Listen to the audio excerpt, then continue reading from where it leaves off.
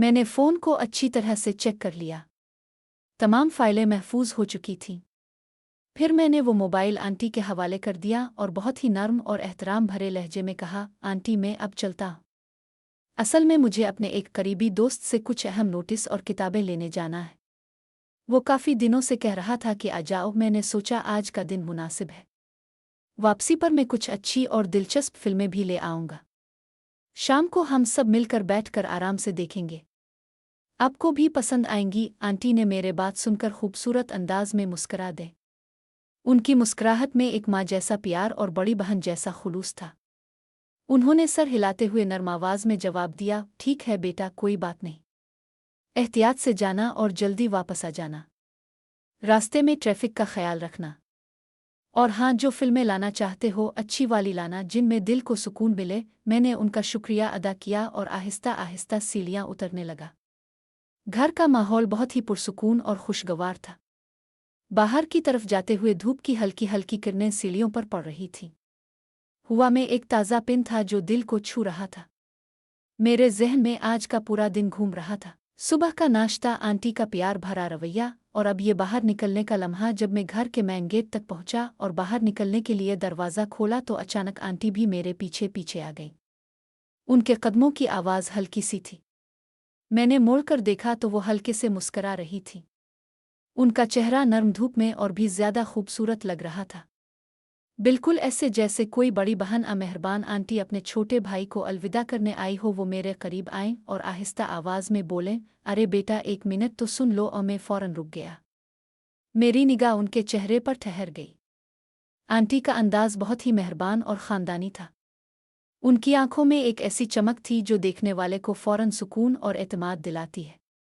उनके हाथ में अब भी वो मोबाइल था जो मैंने उन्हें दिया था।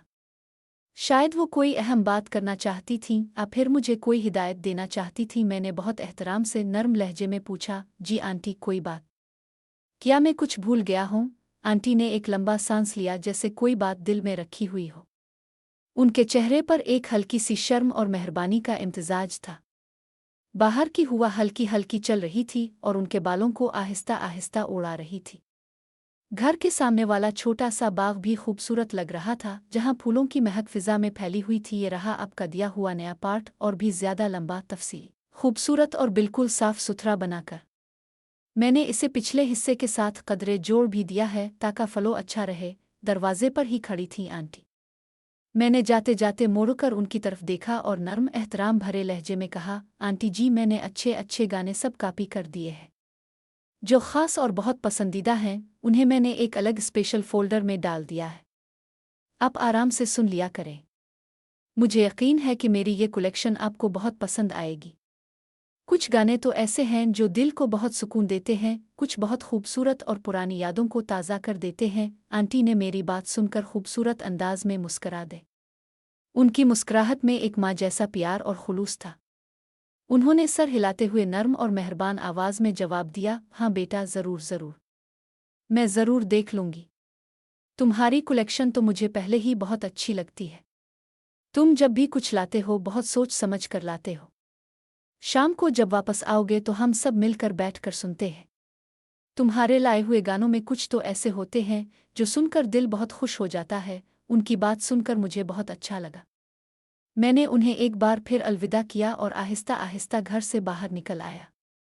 बाहर की धूप अब थोड़ी और तेज हो चुकी थी, लेकिन हवा में अब भी एक ताजगी थी। सड़क पर हल्की सी आवाजें आ रही थीं, दूर कहीं बच्चों की खेलने की आवाजें, परिंदों की चहचहाहट और हवा के झोंकों से दरख्तों की पत्तियां सरसरा रही थीं। मैं सीधा अपने घर की तरफ चल पड़ा। रास्ते भर मेरे ज़हन में आज का पूरा वाकया घूम रहा था। आंटी का मेहरबान रवैया, उनकी मुस्कुराहट और वो लम्हा जब वो दरवाजे तक मेरे पीछे आई थी। सब कुछ बहुत खूबसूरत लग रहा था।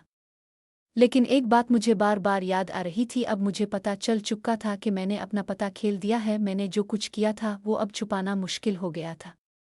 दिल में एक अजीब सी बेचैनी थी, मगर साथ ही एक उम्मीद भी थी कि शायद सब ठीक हो जाए।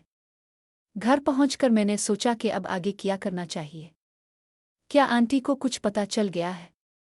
फिर सब कुछ अभी भी नॉर्मल है? ये सवालात मेरे ज़हन में घूम रहे थे जब मैं घर के दरवाजे पर पहुंचा। घर का माहौल पुरसुकून था। मैं अंदर दाखिल हुआ तो माँ ने पूछा कि कहाँ गया था। मैंने आम सी बात बताई और अपने कमरे में चला गया। बेड पर लेटकर मैंने आंखें बंद कर ली।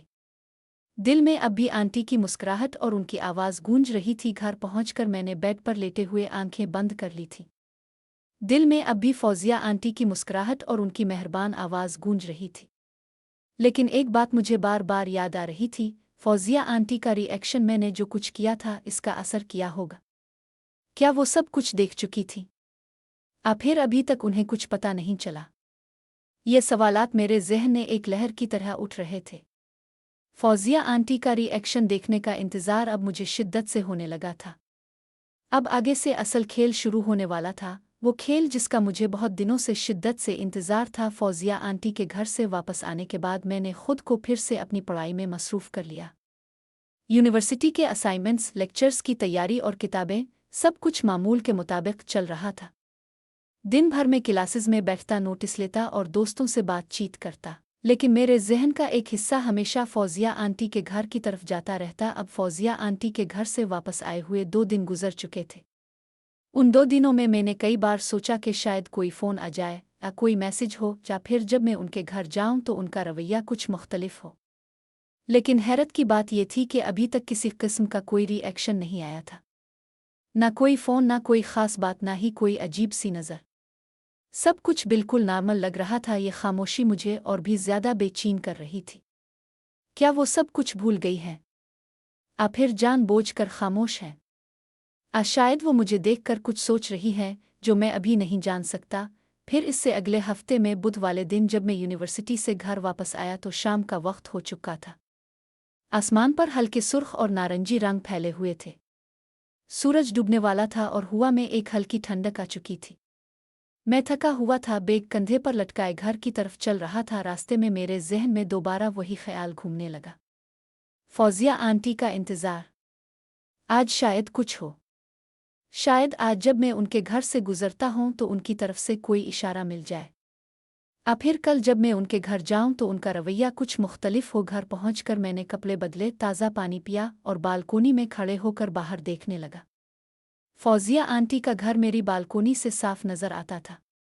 उनके घर की लाइट्स जल रही थीं। मैंने सोचा कि शायद अभी वो घर में ही हो। दिल में एक अजीब सी बेचैनी थी, मगर साथ ही एक पुरस्रार जोश भी था। मैंने खुद से कहा, अब देखते हैं आगे क्या होता है। शाम ढल चुकी थी। रात के अंधेरे में सितारे एक एक करके चमकने लगे थे। मैंने सोचा कि कल परसों जब मैं फौजिया आंटी के घर जाऊंगा तो शायद कुछ नया लम्हा आए। अभी तो बस इंतज़ार था, एक लंबा पुरस्रार और दिलचस्प इंतज़ारात के अंधेरे में सितारे चमक रहे थे।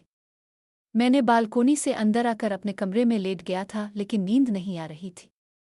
दिल में फौजिया आंटी के बारे में बहुत से ख्यालात घूम रहे थे। आखिरकार मैं उठा और लैपटॉप ऑन करके अपने कमरे में बैठ गया। कुछ असाइनमेंट्स और यूनिवर्सिटी का काम बाकी था तो मैं इसमें मसरूफ़ हो गया। कमरा पुरसुकून था। सिर्फ लैपटॉप की हल्की सी रोशनी और कीबोर्ड की आवाज़ गूंज रही थी। बाहर रात की खामोशी थी, कभी कभार दूर से गाड़ी की आवाज़ आ जाती। मैं काम में गहरा हो चुका था कि अचानक मेरे फ़ोन की स्क्रीन पर एक कॉल की नोटिफिकेशन चमक उठी। नंबर देखते ही मेरा दिल धक से रह गया। फौजिया आंटी का नंबर था। मैं फ़ौरन सारी बात समझ चुका था। मुझे पता था कि फौजिया आंटी की ये कॉल क्यों आई है। वो सब कुछ जो मैंने उनके फ़ोन में किया था शायद अब उनकी नज़र से गुजर चुका था। इसलिए मैंने आंटी की कॉल को पक नहीं किया। फ़ोन की घंटी बजती रही, लेकिन मैंने इसे खामोश कर दिया और सिर्फ स्क्रीन की तरफ देखता रहा। दिल में एक अजीब सी बेचैनी थी। एक तरफ तो खौफ था कि अब क्या होगा, दूसरी तरफ एक पुरस्रार जोश भी था। क्या आंटी नाराज़ हैं? क्या वो मुझसे बात करना चाहती हैं? फिर कुछ और? ये सवालात मेरे जहन में तूफ़ान की तरह उठ रहे थे। आंटी ने एक दफ़ा कॉल की, फिर थोड़ी देर बाद दूसरी बार कॉल आई। फ़ोन की घंटी दोबारा बजने लगी। मैंने इस बार भी कॉल नहीं उठाई। कमरे में सिर्फ फ़ोन की हल्की सी वाइब्रेशन और मेरी सांसों की आवाज़ थी। मैं लैपटॉप पर काम करते रहा, लेकिन अब मेरा ध्यान मुकम्मल तौर पर बखर चुका था। मैंने सोचा, अब क्या करूं? अगर मैं कॉल उठा लूं तो क्या कहूंगा? अगर ना उठाऊं तो आंटी क्या सोचेंगी? दिल की धड़कन तेज़ हो रही थी। बाहर रात और भी गहरी हो चुकी थी। कमरे की खिड़की से हल्की सी ठंडी हवा अंदर आ रही थी जो मेरे चेहरे को छू रही थी। आंटी ने तीसरी बार भी कॉल की। इस बार फ़ोन काफ़ी देर तक बजता रहा। मैंने फ़ोन को हाथ में लिया, स्क्रीन देखी, लेकिन फिर भी कॉल नहीं उठाई। मैंने सोचा कि शायद अभी खामोश रहना ही बेहतर है। कल सुबह तक सोच लूंगा कि क्या करना चाहिए। फ़ोन की घंटी बंद हो गई। अब कमरे में दोबारा खामोशी छा गई। मैंने लैपटॉप बंद कर दिया और बेड पर लेट गया। आंखें बंद करके मैं फौजिया आंटी का चेहरा तसव्वुर करने लगा। उनकी मुस्कुराहट, उनकी मेहरबान आवाज़ और अब ये कॉल, सब कुछ एक साथ ज़हन में घूम रहा था। रात गहरी होती जा रही थी। मैं जानता था कि अब असल खेल शुरू हो चुका है। फौजिया आंटी का रिएक्शन आना शुरू हो गया था। अब आगे क्या होने वाला है, ये सोचकर मेरा दिल एक अजीब सी बेकरारी में धड़क रहा था। मैंने खुद से कहा, अब सब्र करो, कल देखते हैं क्या होता है।